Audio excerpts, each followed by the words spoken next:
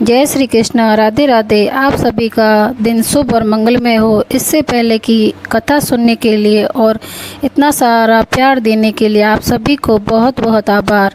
ये श्रवण करते वैशाख मास में सुनी जाने वाली बांदरी की कहानी।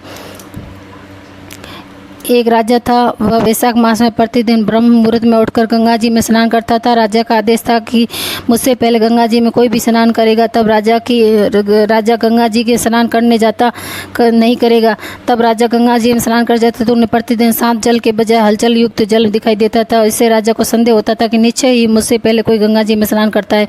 इसलिए राजा ने नदी के तट पर पहरेदार बिठा दिए। गंगा जी के तट पर एक वृक्ष था जिस पर बंदरियां रहती थी। वह प्रतिदिन राजा के स्नान करने से पूर्व स्नान करके वृक्ष पर चढ़कर बैठ जाते। इस प्रकार पूरा वैशाख माह व्यतीत हो गया, किंतु अंतिम दिन राजा के सिपाही ने उसे देख लिया और बंदरिया को पकड़कर राजा के पास ले आए। उन्होंने कहा कि बंदरिया आपसे पूर्व प्रतिदिन गंगा जी में स्नान करती। राजा की प्रतिज्ञा थी कि यदि कोई स्त्री मुझसे पूर्व स्नान करती है तो मैं उसे विवाह कर लूंगा। इसलिए राजा को बंदरिया से विवाह करना पड़ा। वैशाख स्नान के पुण्य से बंदरिया गर्भ ठहर गई। 9 माह पूर्ण होने पर बंदरिया ने राजा को से पूछा कि शिशु जन्म के समय मुझे क्या करना चाहिए। तब राजा ने महल में एक घंटी लगवाई कि बंदरिया ने कहा कि जब तुम्हें दर्द हो तो ये से बजा देना, मैं संपूर्ण प्रबंध करा दूंगा। राजा की अन्य राजन्या भी थी जिसके कोई संतान नहीं।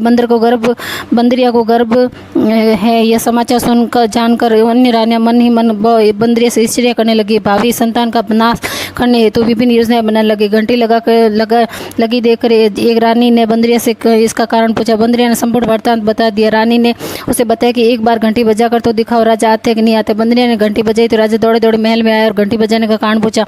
बंदरी ने उत्तर दिया कि मैंने तो रानियों के कहने पर घंटी बजाई। तब रानियों ने राजा से कहा कि यह तो पशु है और न जाने कितनी बार घंटी बजाएगी। इस तरह कहकर उन्होंने घंटी को हटवा दिया। कुछ ही दिनों बाद बंदरिया को शिशु जन्म का समय आया। उन्होंने अन्य रानियों को पूछा कि मैं क्या करूं। तब रानियों ने कहा कि तुम आंखों पर पट्टी बांधकर सो जाओ। बंदरी ने वैशाख माह के स्नान के पुण्य प्रताप से एक सुंदर पुत्र को जन्म दिया।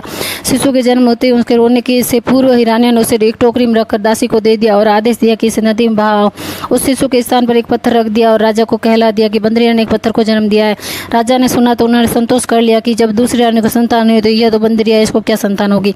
उधर दासी ने उस सुंदर शिशु को नदी में न बहाकर कुंभार के खंडहर में रख दिया। दूसरे दिन कुंभार खंडहर में आए तो वहाँ एक सुंदर शिशु को रोते हुए देखा। कुंभार निसंतान थे। उन्होंने उस शिशु को अपने लिए भेजी हुई भगवान की भेंट माना और बड़ी प्रेम से शिशु का पालन पोषण करने लगे। कुछ बड़ा होने पर बालक को यह ज्ञात हुआ कि वह रानी बंदरिया का पुत्र है, जैसे रानियों को मरवाना चाहती है। एक दिन वह कुंभार ने बनाए हुए मिट्टी के हाथी घोड़े लेकर रणगढ़ पर गया। दासियों को देखकर कहने लगा कि आओ ये रे मेरे मिट्टी के हाथी घोड़ों को पानी पिलाओ। जब दासियों ने कहा बात सुनी तो हंसने लगी और बोली कि मूर्ख, कभी मिट्टी के हाथी घोड़े पानी पीते हैं। इस पर बालक ने कहा कभी बंदरिया के पत्थर जन्म लेता है क्या।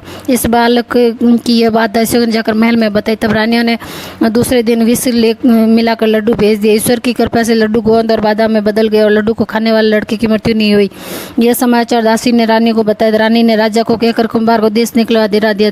कुंभार वन में रहने लगा। तत्पश्चात अगले वर्ष चैत्र मास में माता गणगौर की पूजा के दिन बंदरिया का पुत्र 108 करवे और 108 कोली लेकर घड़े से पानी भरकर बगीचे के बाहर बैठ गया। उधर राजा की एक और साहूकार की पुत्रियां गणगौर बनाने के लिए मिट्टी लेने आई तो बगीचे में देखते खेलते झूलते लगी। कुछ समय बाद उन्हें प्यास लगी। तब बंदरिया के पुत्र ने से जल पिलाने के लिए कहा। तब बालक ने उत्तर दिया कि मेरे पास एक गोली है, उसे खाते जाओ और मेरे चारों ओर फेरे लगाती जाओ, तब मैं तुम्हें जल पिलाऊंगा। पहले तो कन्याओं ने मना कर दिया, परंतु प्यास से तीव्र होने के कारण मान गई। इस प्रकार गोली खाने और युवक के साथ फेरे लेने से गर्भवती हो गई। बाद में जब उनके माता पिता ने ज्ञात हुआ तो उन्होंने कुंभार के पास आए। उन्होंने संपूर्ण वृत्तांत सुनाया और कहा कि तेरे पुत्र ने हमारी कन्याओं से विवाह कर लिया है, अब तुम्हें इन्हें पास रखना होगा। कुंभार के निर्धन होने के कारण असामर्थ्य व्यक्त किया। 2 कन्याओं के माता पिता ने बहुत सारा धन देकर अपनी कन्याओं को कुंभार के घर विदा कर दिया। कुंभार के घर 108 बहुएं आ गए और कालांतर में 108 पोते हो गए।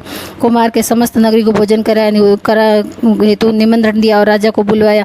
राजा ने के यहाँ से रानियां बंदरी के अतिरिक्त सब भोजन करने पहुंची। तब राजकुमार राजा की आज्ञा लेकर बंदरी को लेने रथ पालकी लेकर गया और वहां लाकर सभा में सबसे उच्च स्वर्ण आसन पर बिठाया। राजकुमार ने अपनी सभी पत्नियों को समझाया कि यह बंदरी तुम्हारे मुझे जन्म देने वाली माता। एक एक बहु रानी बंदरी के चरण स्पर्श करती गई और एक एक सोने का सिक्का और पोते को गोद में देती गई।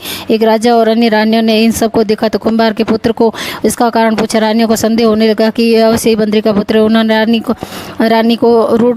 रानी और रूट कर राजा को कहने लगे कि कुंभार के पुत्र ने हमारा अपमान किया है, बंदरी का सम्मान किया है, अतः हम लौट कर जा रहे हैं। उधर राजा के पुत्र के जन्म का संपूर्ण सदृश्य ज्ञात हो गया, इसलिए उन्होंने रानियों को देश से निकाल दिया और अपने सभी पुत्र वधु एवं पोतों के साथ महल ले आए।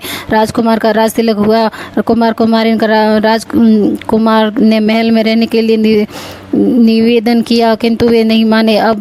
तब राजा ने उन्हें ढेर सारा धन दिया। वैशाख स्नान का इतना महत्व है, सबसे वैशाख स्नान करना चाहिए। बंदरी ने वैशाख स्नान किया तो उस राजा का राज्य, पुत्र, बहु आदि प्राप्त हुई। ईश्वर जैसी बंदरिया को पुण्य मिला, इसी प्रकार सभी को पुण्य देना, जो सबको पुण्य देना। जय श्री कृष्णा। अगर वीडियो पसंद आए तो हमारे चैनल को सब्सक्राइब करना ना भूले एंड लाइक करना ना भूले। धन्यवाद।